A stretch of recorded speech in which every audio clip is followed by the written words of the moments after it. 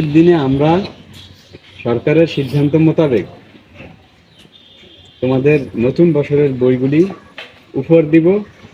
পাশাপাশি আমাদের আজকে একটা র্যালি হবে এই স্কুলের মাঠে, পাশে একটা র্যালি হবে, তোমরা থাকবা। আমাদের প্রিয় শিক্ষার্থীবৃন্দ, শিক্ষকবৃন্দ, সমাজের দুজন প্রতিনিধি আসছেন, সংবাদকর্মী আসছেন, সবাইকে আমার এই স্কুলের পক্ষ থেকে অভিনন্দন, শুভেচ্ছা। আমরা নতুন বৎসরকে এমনভাবে বরণ করব যেটা আমরা দিনকে, আমাদের মনকে তৈরি করে, মানুষ হিসেবে তৈরি করে, যেই মানুষ সমাজে কাজে লাগবে।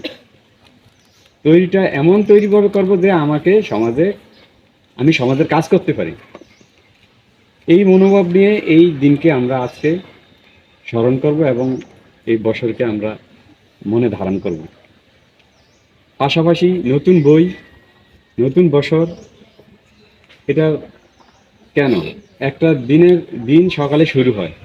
কেন দিনটা শুরু হয়? পৃথিবীর অনেক দেশ আছে দিনের মতোই দিন, রাতের মতোই রাত। এখন আমাদের দেশে কি দিন আছে আর রাতও আছে। ভৌগোলিক বিষয়ের দিক দিয়ে মানুষের জন্য শান্তির জন্য রাত দেয়, ঠিক না? দিনে কাজ দেয়।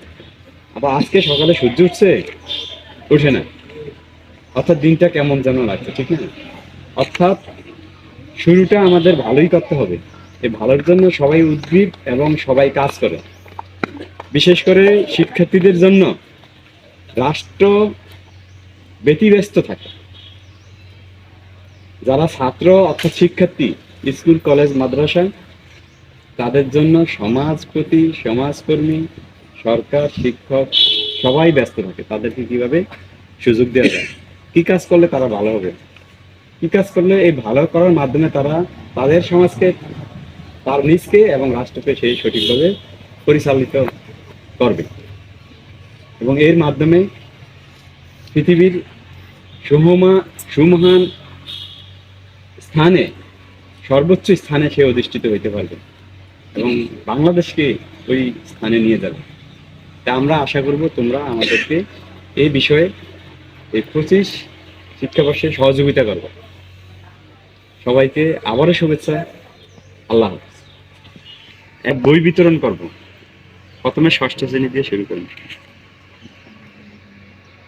আপনারা